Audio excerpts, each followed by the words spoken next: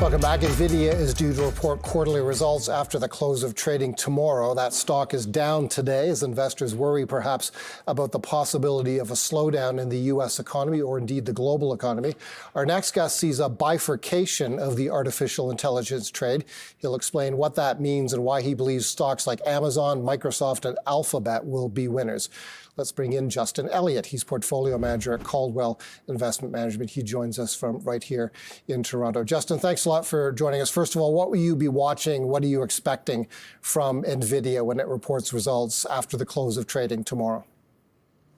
Thanks for having me on the show, first of all. And yeah, I think what's going to be interesting to watch tomorrow is the demand for, obviously, Nvidia's newest chips. What we've heard over the last couple of months is that the hyperscale platforms that have been the largest buyers of Nvidia's chips are starting to shift their spend towards developing chips internally. These are chips that do one thing very well, and they help lower the overall operating cost for the hyperscalers, versus an Nvidia that's sort of thought of this all-around chip that can perform many different tasks, but is perhaps not the most cost-efficient in certain circumstances. So we're watching for that. We're watching for some production issues that we've heard on that newest generation of Blackwell chip. And we think that will be telling, again, what management has to say kind of regarding their largest customers. Do you expect the results of tomorrow from Nvidia to set the tone for other AI-related stocks?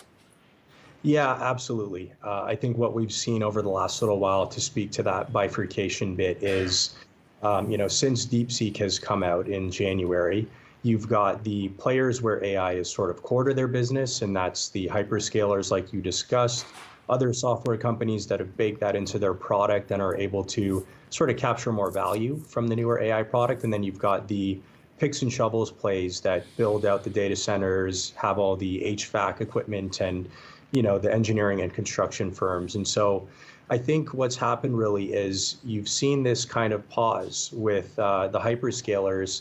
They're not going to build out all of their capacity in one go, which was perhaps maybe the expectation. They're going to be more metered in how they build that out. They're going to build out some capacity, and then they're going to wait for that to fill up, and then they're going to do it in phases. So I think maybe the market got a little bit ahead for that kind of picks and shovels trade as to how quickly that would play out. But Nvidia will be telling again to see, if there is still booming demand, much more demand that they can keep up with, or if there's a little bit of a digestion period here, sort of what the market was worried about.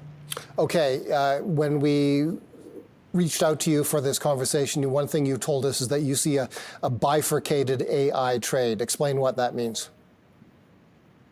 Yeah, so again, that's kind of the hyperscale winners. So those are the ones that have AI as their core product or are enabling that for companies to build on their cloud computing platforms. And then you have the picks and shovels plays, which I just discussed. So you've seen the picks and shovels players really sell off a lot more heavily than the kind of AI winners. And that's because as we move from this sort of training phase that everyone's been talking about to what they call inferencing, and that basically just means actually running these AI models in the real world, that will basically up your demand for cloud services. You'll see a lot more usage-based revenues for these cloud computing providers, the hyperscalers. We think that's a very long-term trend that, that plays out over multiple years as AI progresses. So we think the market has definitely shifted towards those, the hyperscale winners, and it's pulled back a little bit on the picks and shovels players. Okay, one stock you like in this regard is Microsoft. It, of course, is the company behind the Azure cloud computing program, and it is indeed building out those data centers. Yeah, absolutely. So Microsoft, when we go back to 2022, 2023, they were one of the first companies to really see an impact from AI on the results, and that was in accelerating growth in their cloud business.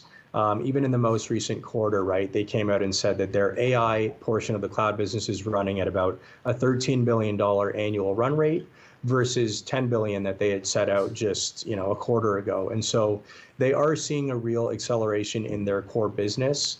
And again, I think the core thesis here is that going forward, when you have a lower cost to run the inference, you're going to get more developers interested in building AI applications both enterprise and kind of small scale, and that's going to drive up their demand for that cloud business over the long term. So we see this as continuing to be a very high growth business. Margins only get better over time as this product kind of scales out. And then when you look into next year, CapEx slowing down a little bit, you may get this kind of inflection or the start of an inflection in their free cash flow. And so we see that story, starting to look a little bit better here. Why don't you give us about 60 seconds on Motorola? That's another stock you like.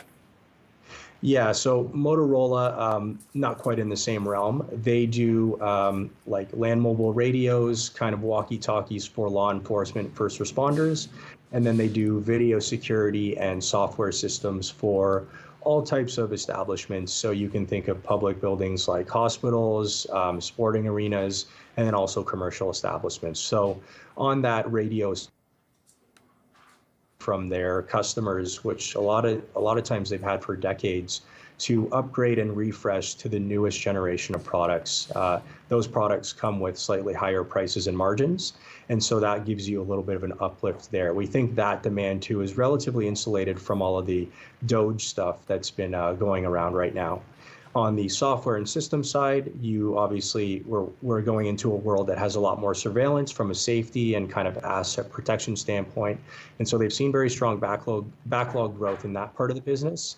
And that is actually higher margin than the radio business. So as that mix shifts over time more towards the software side, you're going to see those margins, continue to trend upwards. And that's been, a very great story for the stock. And so we think those earnings, the cash flow can continue to grow kind of for the medium long term here. Justin, thanks for this. Justin Elliott is portfolio manager at Caldwell Investment Management.